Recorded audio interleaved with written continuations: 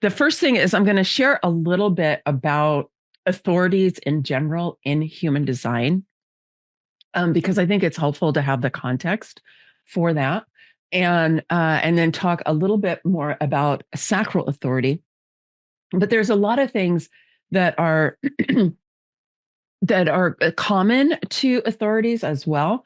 So even if you're not a generator type, or you don't have a defined sacral, there's going to be things for you around your authority as well.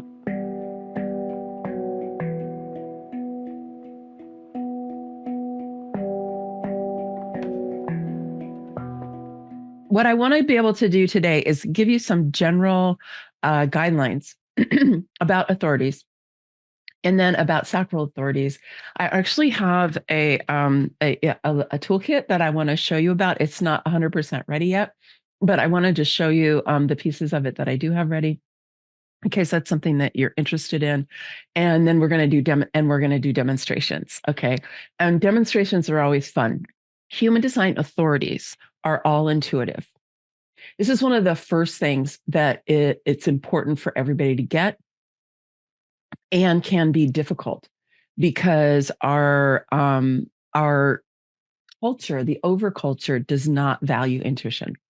Right. Any of the countries, any of the places in the world that have been heavily impacted by Western culture, which unfortunately at this point is a lot of it, not everywhere, but a lot of places, there is this fondness for and this valuing for left brain intelligence.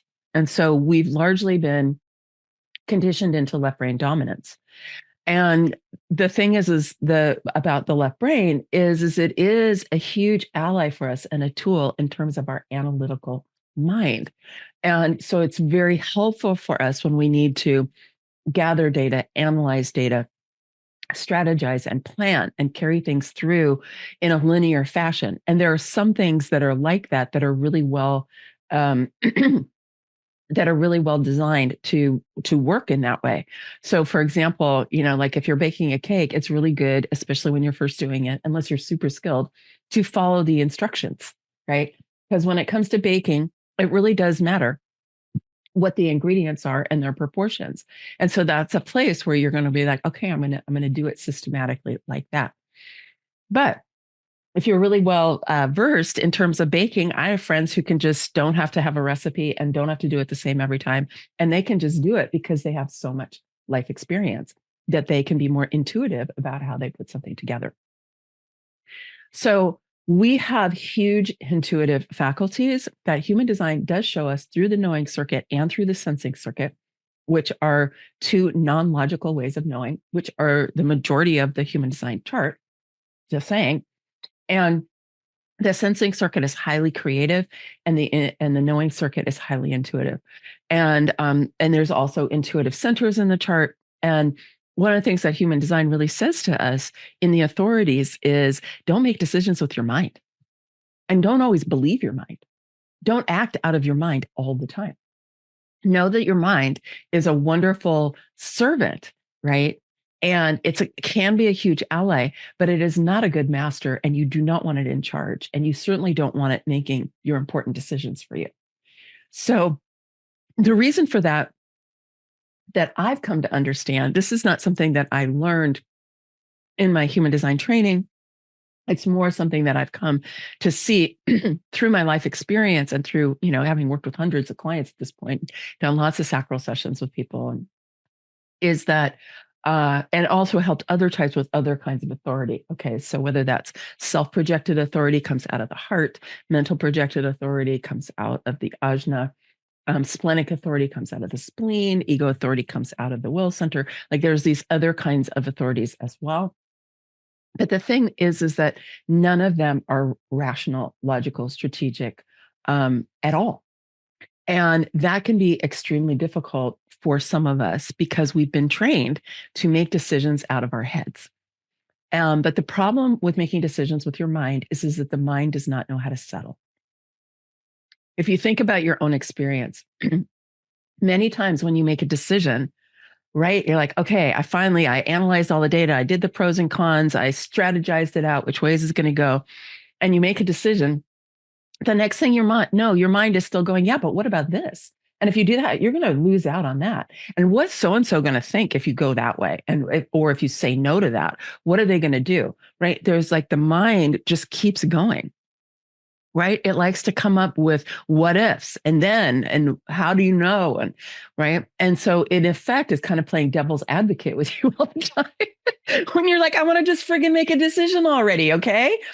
So I just know that your mind, it's almost like for those of you who are moms or grandmas or who've had kids or granddads or whatever, you see a small child, right? And that when they get overtired, they can't settle down. Somebody has to take them by the hand and settle down, maybe put them on your lap, right? And tell them a story. And then they calm down. They're like, oh, okay, somebody else is in charge. And that's what your mind needs. Your mind needs what I like to call your inner being or your divine self, right? To be in charge. And this is what your authority does. Your authority is the voice or the energy or the inner guidance that comes from, like I like to say, your inner being. Okay. It's the expanded part of you that lives in multiple dimensions and that understands your journey in this life and has been with you through the lifetimes and has a pretty good idea of what's good for you and what's not. Plus, has a much bigger perspective than our human personality does. Because our human personality is geared towards helping us to navigate ordinary material reality, which we need. Like we need to know how to drive a car or not, right? We need to know how to do the things of material reality. But that part has a limited perspective. Useful. We want it. And a lot of the work that I do too is helping us to infuse the personality more with the wisdom and the guidance of that inner being.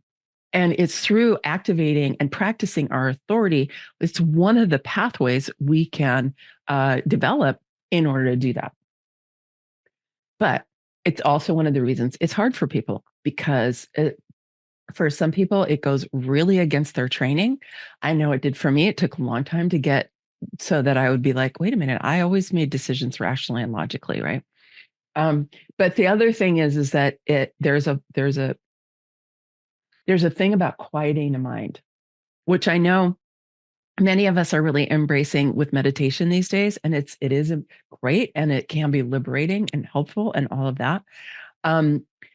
But the other thing about it is we need to be able to tap into that inner guidance and be able to create a pathway so that we can receive what's coming to us through that. Now, having said that in general about authorities, sacral authority is what all generator types have, whether you're a manifesting generator, a pure or pure generator, or an emotional generator. So let me just make a note here. I do have videos about this on YouTube if you want to go dig into it more. Also in the Sovereign Sisterhood in our vault, there are more videos about authority and so on. So you can check in there more. But emotional authority does not mean you're supposed to make decisions emotionally. In fact, it's just the opposite. A lot of times people get confused about that. And if your printout says emotional authority, my suggestion is that you actually take a look at what kind of authority would you have if you were not emotionally defined and see what that is, because ideally that's the one you really want to be working with the most. And then you want to take account of your emotional wave. And only make decisions over time when you get a clear affirmation, a clear yes, whatever your authority is. Anything other than a yes is a no. And that's certainly true if you have sacral authority. So I'm not going to go into that a lot more, but just know that is my position on emotional authority. And you're trying to find a way to make a decision that is not infused with that up and down that you will feel if you have if you're defined emotionally, and if you have an emotional wave. Okay. But manifesting generators and pure generators, all generator types, if you have that red square, right? If you have this red square colored in on the bottom of your chart, that makes you a generator, and that means you have sacral authority. Okay. Now, right here on my printout, it says I have splenic authority because I have a defined spleen. Why I would want splenic authority and not sacral authority, I have no idea.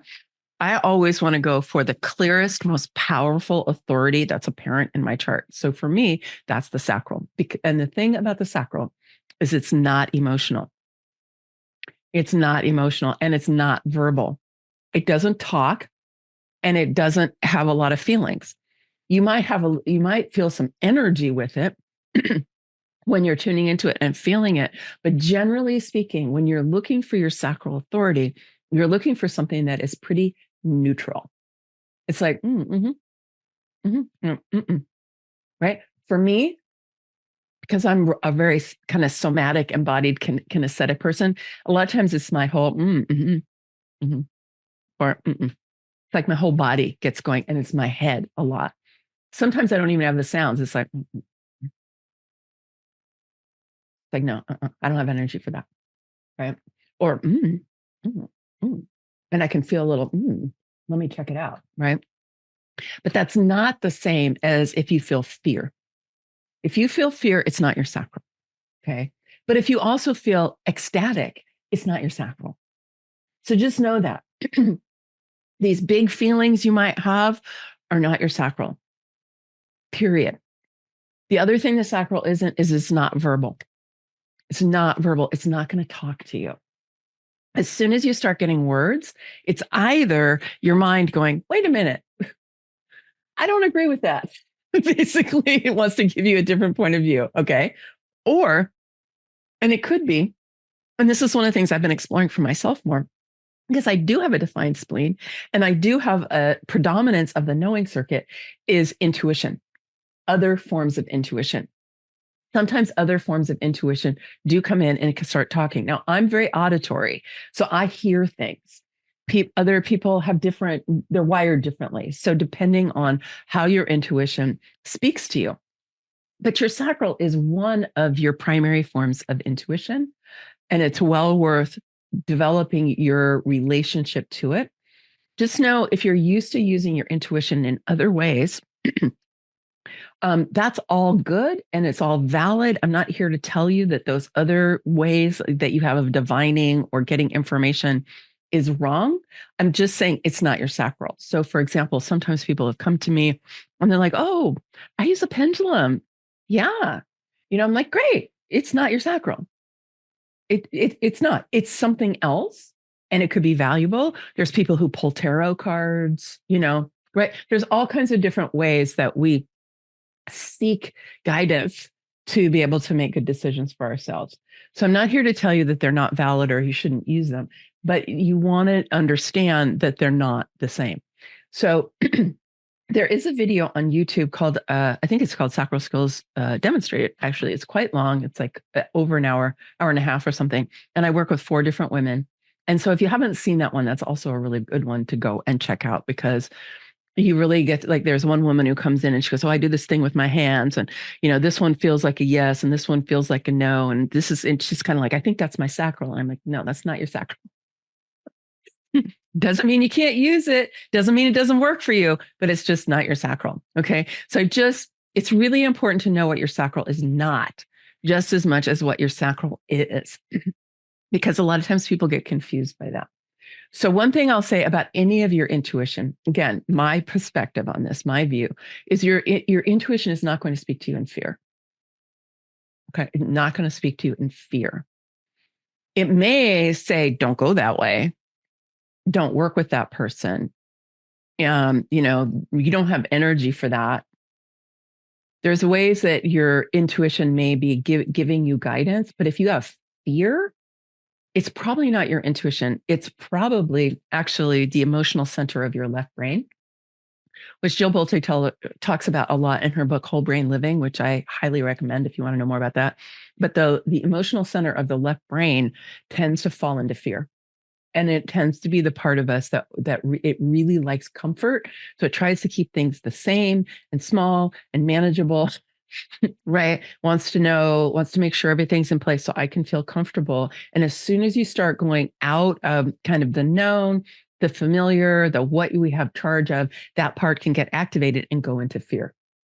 So just know that, and if your spleen is defined, your spleen can go into fear. Any of the gates of the spleen they're all known as fear gates, and so that's a place to investigate if you habitually fall into fear. So I know there's a lot of, let's just say, crazy shit going on the planet right now. There's just crazy stuff going on. Okay, so that can stimulate your fear, right? So I want to just say, if you start to feel that, just dial back inside yourself, right? Move some energy and get really clear about what's true for you right here, right now, and not be too involved in what's going on outside with other people, okay? Because that won't disrupt your ability to really get clear with your sacral. If you're in too much fear, your sacral can just be unclear, okay? Or you might be getting some kind of impulse from inside your body, but it's not your sacral. So these are the kind of things it's good for us to be able to kind of sort out, right? To differentiate, to distinguish between them. And I do this a lot when I ask sacral questions. And so just know that this is a process. It gets much easier with practice. When you're first starting out with your sacral response, your sacral authority, it's really good to have somebody else ask you questions. This is one of the reasons I like to do this a couple times a year. Is it's really good to have somebody else ask you questions. Because if you're trying to ask yourself questions before you've kind of really got a sense of it in your body, it can be really hard, because it's hard for you to know what is that, what am I really feeling, that what really is that. Okay.